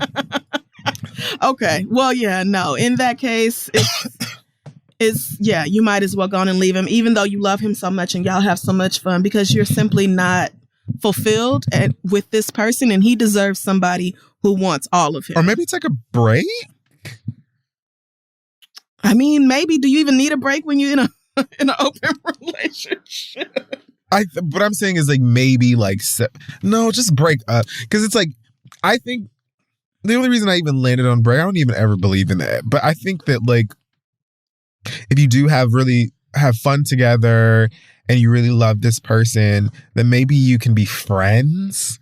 So maybe you, like, if that's possible, then you separate, you take your time apart from each other, and then maybe y'all could be homies in the future. Because, again, it sounds like, based on your wording, you're not trying to fuck with these niggas. No way. It does sound like that. It does sound like that. Maybe you need some time to yourself to really get in touch with the queerness in you. And there might be, and I don't like to open doors that don't need to be open, even a crack. I don't even want to have a doggy door in that bitch. If it needs to be shut, it's shut. But maybe you and all of your full-on gayness can come forward and be friends with this nigga with no expectations, no anything on the side, because you'll have a better understanding of who you are, who he is, who each other, and all of that. And then y'all could just have fun. No strings attached, and just be friends and talk about the sex that you do have separate of each other and things of that nature. But what's going on right now sounds like a whole bunch of, I'm doing this because that's my man and I'm supposed to, and I don't want to lose him because I love him, and that's not the tea. That's fun for nobody. It's right. Exactly. Except for the man, because they don't know no better. He deserves somebody who actually wants him. You deserve somebody that you actually desire. And I would just say, no matter what, if you feel disgusted at the thought of sleeping with this man, break up with him. I don't care how much you love him. Break up with him, because that ain't it. That's just not it. There's no amount. Like, you can have the most cutesy ass, loving, respectful relationship. If you're not sexually attracted to him, you don't want to fuck him, and y'all are not in like a no sex type of relationship, then it's time to leave. It's time to leave. If you release a heavy sigh at the thought of fucking this man, right? You just like, ugh. It's time to walk away. If time comes and you just be like, right? No, like that's not sex. That's thinking about pussy, trying to gas yourself up. Please, no. Please, Lilith. That's a couple decades into a marriage. Yeah. Sorry, girl. And even then, bitch, we need to go and talk to somebody because I want to be turned on. Yeah. That's never okay. I'm saying, like, you have them obligations when you are an old ass couple, pearl wedding, whatever the fuck. That's when you're like, okay, I don't want to lose this nigga. I don't want to lose her. What do we do? Yeah. You're having a rock star ass open relationship out here, cunnilingus to the ceiling, and then you're worried about what this nigga bitch? Ceiling. Yes. Yeah, no. Sorry, girl. Sexual chemistry is important to everybody except like them asexual niggas. They probably the only ones that don't care. Everybody else care. So, good luck. It matters. Yeah, I'm sorry, sister. It's not like the 30s or whatever when you just felt like you just lay down under the sheets and let him do his business. It to be over, oh my God, yes. Like, and I'm putting myself in his shoes. I want somebody who desires me. I want somebody who's like, I cannot wait to fuck you. Not, girl, maybe you can be a good actor. Maybe in a fortnight. Like, oh no, what? In a what? We playing Fortnite? No, bitch, in a fortnight. At the next full moon. That's a real word? Yes. What? You know what? I just decided. I'm leaving. The next time the cock crows, that's when I'll be ready. Nobody know what that means. You know y'all niggas. Anyways. Okay. Anyway, have the conversation, but it might be time to go on and leave, which is difficult, but necessary. Should we do one more or should we leave it there? I'm great at leaving it right there where she is. Okay, let's wrap up the letters. If you have one for us, send it to asktheread@gmail.com. We're going to take one more quick break and then come back. Hey, y'all, listen, we know a lot of you guys are bosses. A lot of you are bloggers. A lot of you are just looking for a space online. And if you haven't gotten started yet and you're looking to find a place to do so, look no further than Squarespace. They've got an all-in-one platform ready for you to build a website, claim a domain, sell stuff online, and market whatever your brand may be. They empower dreamers, makers, movers, and shakers like yourselves to do whatever it is that you need to do online. They've got products come out in cutting edge design and world-class engineering, making it really easy to establish an online presence. What does that mean? What it means is you log in, you sign up, they've got all kinds of templates ready to go so you can find a style that fits you. And basically from there, once you choose, you drag, you drop, you click. It's the easiest thing in the world. And you just, you upload photos. I've done this a couple of times until you get what it looks like or what you want your website to look like. And it will just be shiny and new and work with mobile right out of the box. Everything just perfect. And you don't have to be Dexter or another smart fictional character I can't think of at the moment. And if you ever have questions, they've got a 24/7 customer support line that will help you right there. I don't remember exactly what it was. I think that when I was trying to build my website, I was trying to add like a header somewhere that shouldn't have had a header or something. And I just jumped onto the customer support chat and in like literally 5 minutes, they were like, here, fool, this is how you do it. And then it looked great. So now it's time to turn your dreams into reality. Head to squarespace.com/read for a free trial. And when you're ready to launch, use the offer code READ to save 10% off of your first purchase of a website or a domain. That's squarespace.com/read. And the code is READ. Go build something fun. Let's move on. Hey, y'all. Today's episode is also brought to you by Honey. Lord knows that when I get the urge to start shopping, usually when I am done with classes and I'm very stressed out and need to let off some steam, I'm always looking for a promo code to go along with it because even though I want to shop, I also want to save money. Thanks to Honey, manually searching for coupon codes is a thing of the past. Honey is the free shopping tool that scours the internet for promo codes and applies the best one it finds to your cart. So just imagine you're shopping on one of your favorite sites, and you get to check out, and that Honey button drops down, and all you have to do is click apply coupons. And then you just wait a few seconds while Honey searches for coupons that it can find for that site. And if it finds a working coupon, you will watch the prices drop.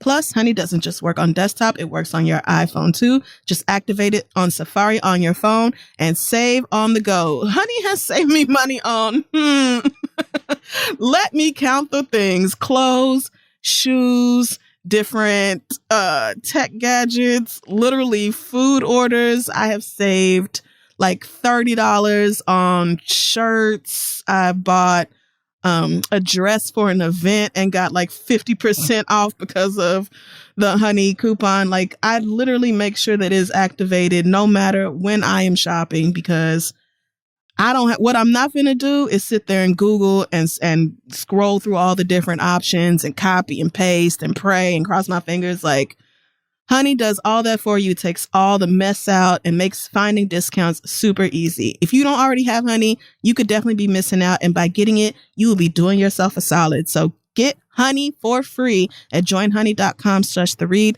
That's joinhoney.com/theread. Because girl, who don't want to save money? Go save some money. And let's get back to the show. All right, folks, we're back, and it is now time for the read. It is. Go ahead. Okay, so I just have two quick things to say. First of all, to Estee Lauder executive John Dempsey, who was fired over the absolute dumbest thing. So John Dempsey posted a meme on Instagram. Have you seen this? Oh, this sounded familiar and it just hit me. I remember what happened. It's a meme that I'm almost certain a white person made, because it is just that bad. Has to be. But Big Bird is wearing a mask in it. It's like a cover of a Sesame Street book. Odd, because Big Bird doesn't have ears, but fine. Yep. And the title of this book is My Nigga Snuffy Done Got the Rona at a Chingy Concert. And I just... Now...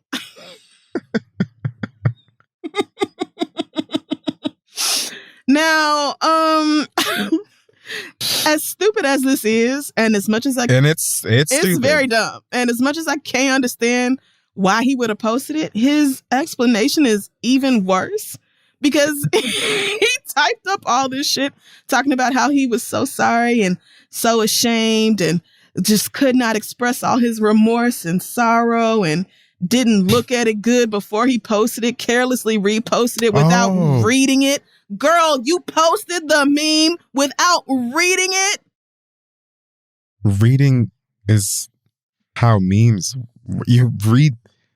So you trying to tell me that you, a grown-ass man, just posted what you thought was a picture of Big Bird in a mask? You have to read it for it to work. in a bed? Why would you post that otherwise? If you didn't read the words, it doesn't make sense. That's how it works. You have to read it. Baby, did you go to the Jason Lee School of Instagram? Because this is sounding like a Jason Lee explanation to your girl. What you should have said was, I thought I posted this on Close Friends, and I did not. And my bad that I am now giving up my $9 million+ salary because Estee Lauder done booted the fuck out of me. And that is it. 31-year career. I won't say down the drain, because Lord knows white people get second, third, fifth, 100th chances. But wow, how goddamn stupid can you be? This is just careless. This is just careless. Very dumb. And then to be like, oh, well, I didn't read it and I just carelessly reposted it. You're in the habit of posting things you haven't read first? Are you kidding?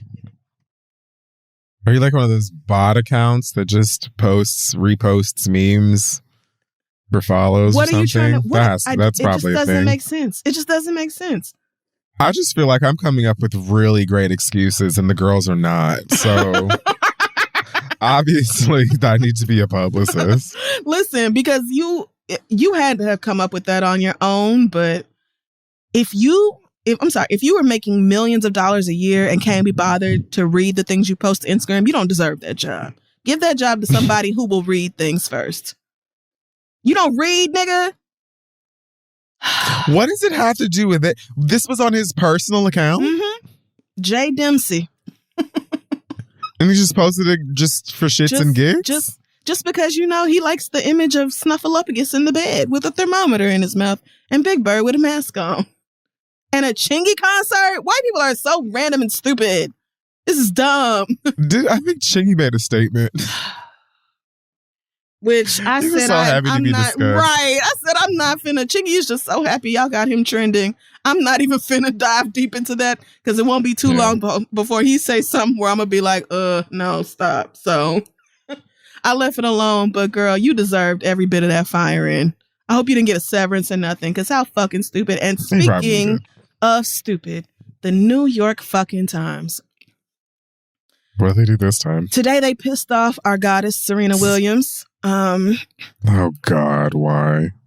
Serena Williams raised $111 million for her work. Right. Okay. So first of all, work, but her venture capital firm, Serena Ventures, raised $111 million.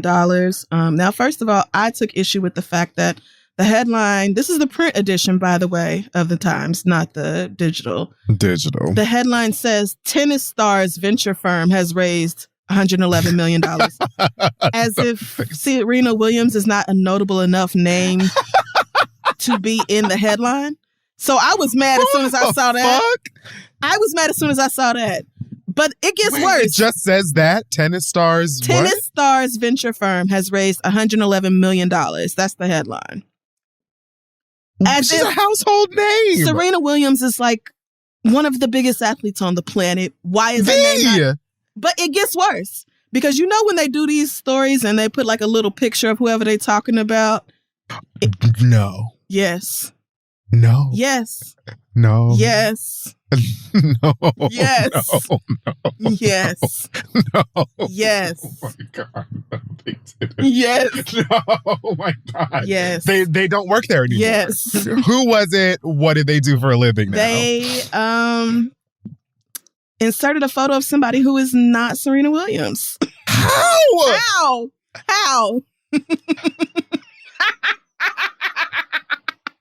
Oh my God. How? This is the business section of the New York goddamn Times. Shut the fuck up. This is not Euphoria High School has better journalists than this. So they posted instead a picture of Venus Williams, who is Serena's sister, but not Serena herself. And then when Serena posted it on Twitter, they replied to her and said, "This was our mistake. It was due to an error when selecting photos for the print edition, and it did not appear online. A correction will appear in tomorrow's paper." You know what I did? Wait. Yeah, that's their whole response. So first of all, we know it was an error, girl. So to say it was due to an error when selecting photos for the print edition doesn't explain anything. It was obviously an error in selecting photos for the print edition. The question is, how did the goddamn New York Times get to that point? How many people saw this and were like, yep, cleared to print. Yep, cleared to print. Nobody said, wait a minute, I think we've got the wrong nigger. Nobody? None of y'all can tell Venus and Serena apart. I mean, they look similar, but I've never struggled with knowing which one's which. And you are a goddamn newspaper. I can tell Tia and Tamara apart. So, honey. Same.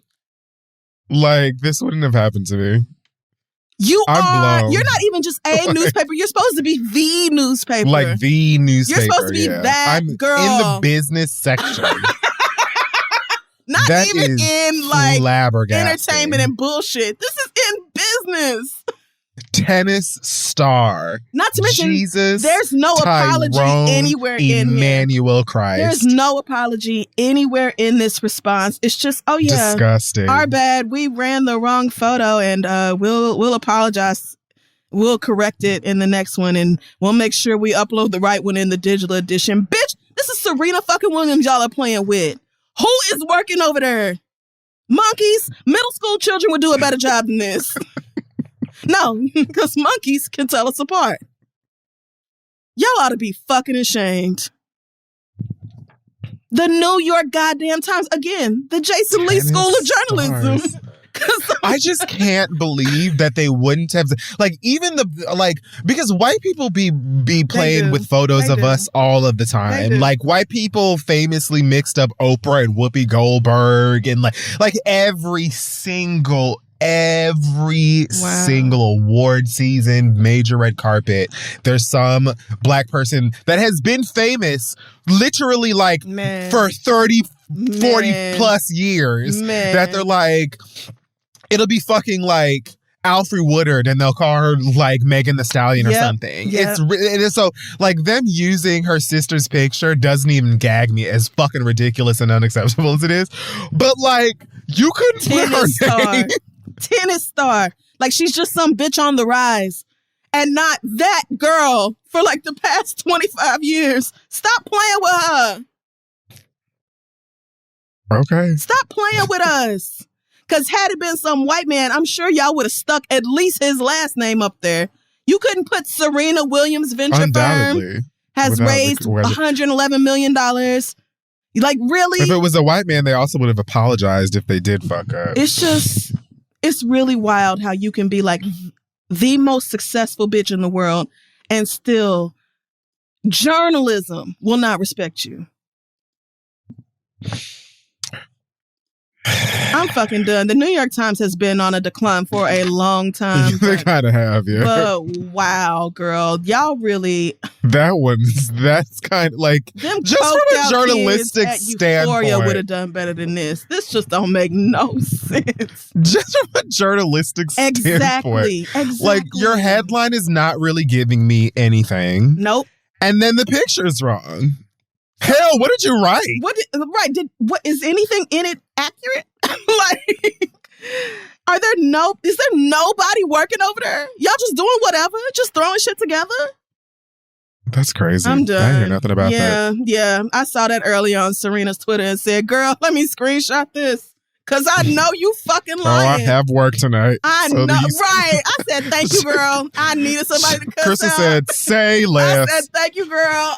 You ain't got to worry about me. Woo!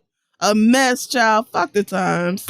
I'm done. That is so stupid. Okay, so I have two quick things as well. One, I would like to... Last week, I had a read for Lexi Howard and her rancid ass play. Oh. This week, I have a read for Cassie. What? For making me root for the damn play. It was iconic.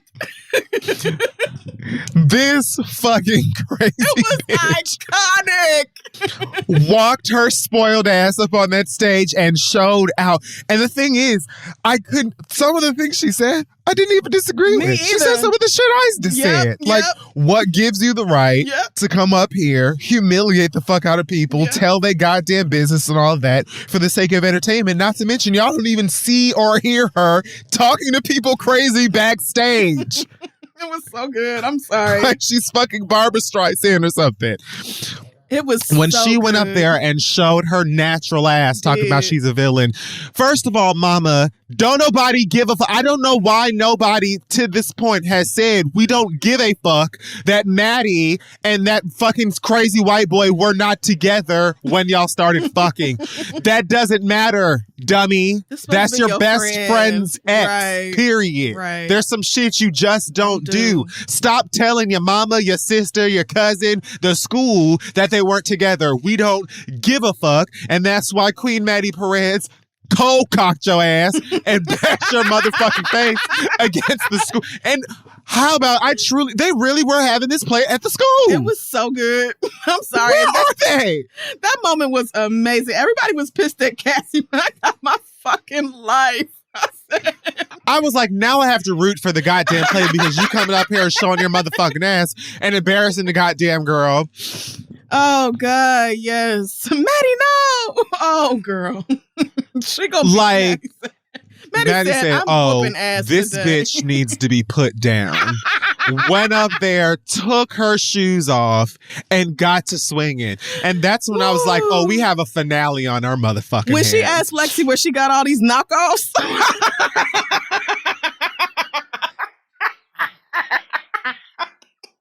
She was really, and then Y'all another wasn't appreciating it. I was Jules in the audience getting my goddamn life. It was everything.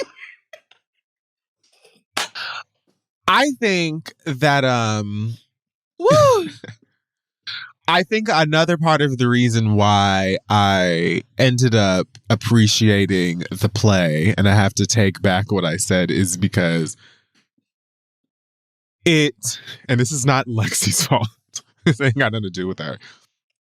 But it was really crucial for the development of pretty much all of the characters. And them seeing themselves on stage, particularly Rue, and Rue was the most, I think, aware of it and spoke about it the most. But it really gave us the opportunity for a lot of them to crack. Literally all of them. I think got something necessary out of watching the play, and I appreciated it for that. Obviously, it looked spectacular and all of that stuff, but that to me, I'm not giving to her because I still don't understand how. Where the fuck did they get the budget from? What school do they go to? Are we imagining that this is where Blue Ivy graduated? Yeah, like, what school is this? Be a private. East Highland has to be private because how? How? What high school has that revolving stage shit? That's some Hamilton shit. How do y'all know I've that? never seen no shit like this in my ever living days. Like, no, man. It was just, but anyway, this is for shits and giggles. I think Lexi is great. The whole show is fantastic. My favorite character is Bobby. Veronica Taylor, the girl who played Lexi's, like, I don't know if it's a stagehand or assistant. Oh, yeah. With the, like, she was like the stage manager. Voice. She was like running stage the play. Manager. Yes, that girl. I need her promoted next season because with her little baby voice. Oh, she's so great, so cute, and whenever she would like say something just lethal in that voice, fuck up backstage. Like, oh my god, I need more. Please give me more of that character. And she got Lexi back out there. Lexi was finna fall apart. Did. She gave her that amazing little moment in that speech. Like, it could be worse. It could have been boring. Which is true. I was like, I don't even know why you mad, because me and Jules thought it was the play of the century. It was sickening. It was incredible. That would have been the moment where I would have turned to whoever clearly dragged me to this play and been like, I'm not mad no more. Like, when Maddie started hollering back at the actors, and then the other girl in the audience was like, wait a minute, she fucked him? Why? I was like, this is everything. Because she's a fucking cunt.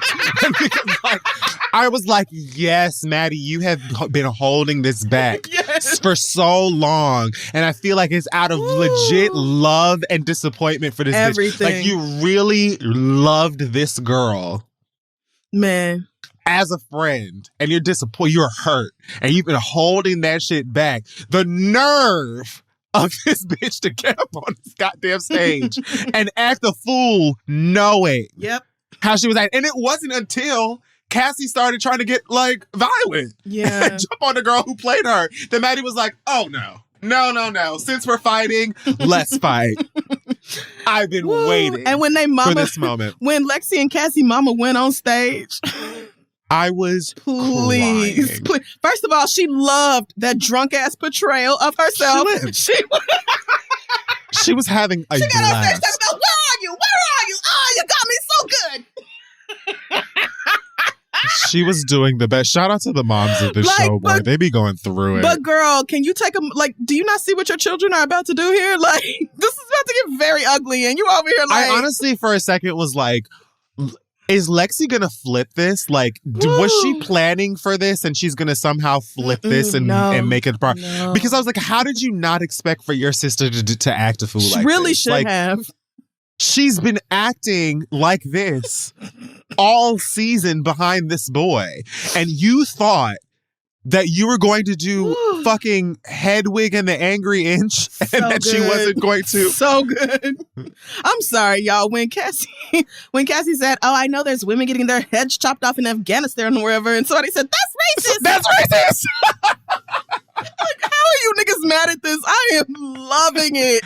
Bitch, that shit was so I ran that good. shit back. It was great. When they were just sitting in a bathroom and her hair was all fucked up and her nose was bleeding and she was just sitting there in her thoughts. Maddie in that Coke can talking about this is just the beginning. Nursing clearly a self-injury.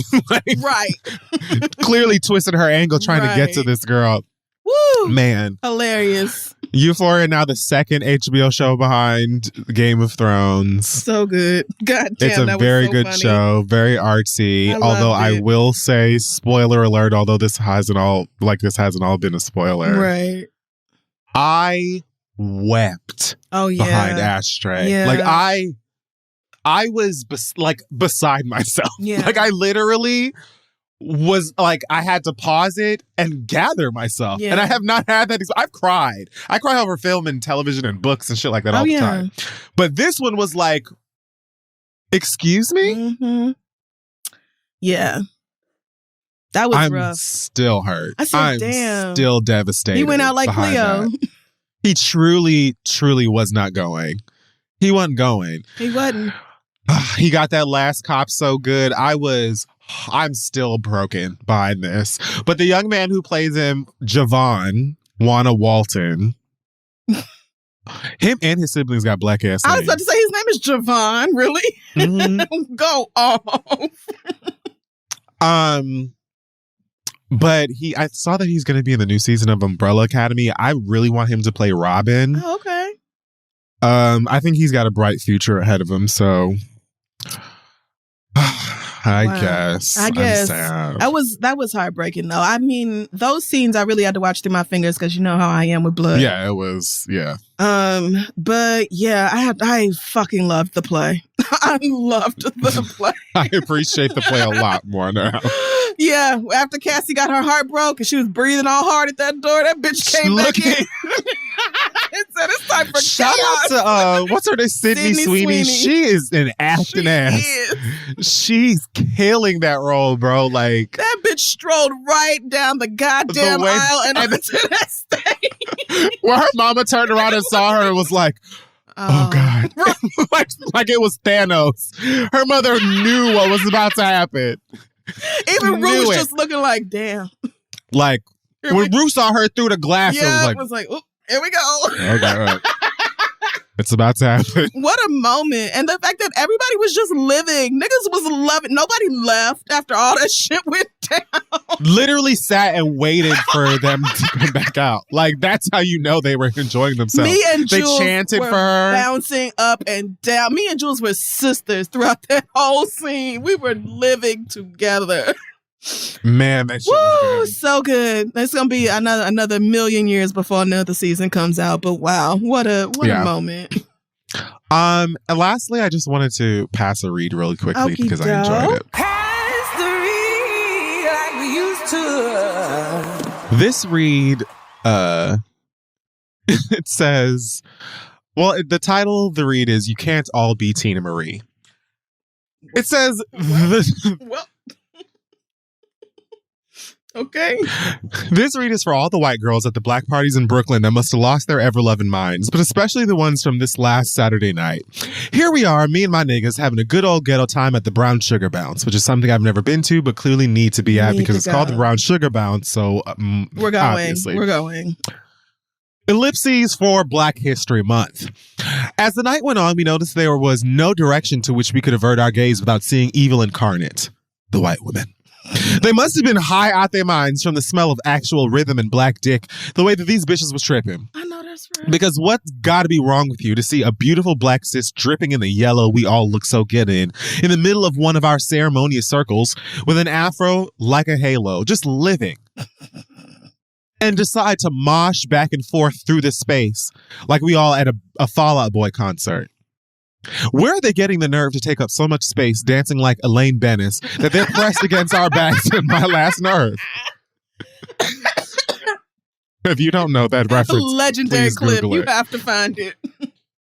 Obviously, I'm going to reclaim the space because fuck out of here with that. Old girl was lucky that the first words I chose were "excuse me," which she made the mistake of pretending not to hear, which I've noticed white people super love to do this season. They love that shit. So I made sure she heard me and saw me this time. And in natural white fashion, she responded by calling me rude. Then the person she's with sees me about to slap the anti-black out of her and intervenes. And so, by the way, this read is also for the black men that be bringing these pink pussy hat wearing only let the shampoo water run down their body in they 2-minute shower entitled ass white women to what are clearly spaces created for black people to freely enjoy themselves, to be ourselves and be together. Where do your alabaster associates fit in that equation? Damn. You in my ear trying to play peacekeeper and protect your bland blonde bounty when you should be escorting them far, far away from the scene. And I ain't finna move. I ain't finna move until y'all move. And they did. Seeing her and the black man who goes stand beside her further to the back, just stewing, just upset, to which she puts a laughing emoji in parentheses, which I really got a kick out of. Because I would have to say that. That clearly was for my enjoyment. Communicates to me what we already know. That your comfort is the most important thing to you in any context. Correct. That you, a Yakubian yuckmouth, ought to be the most carefree in a room full of black people at a Black History Month party. That you are so completely without couth and unashamed about it, and niggas reinforce that shit while black femmes and black trans folks bear the brunt for all of us.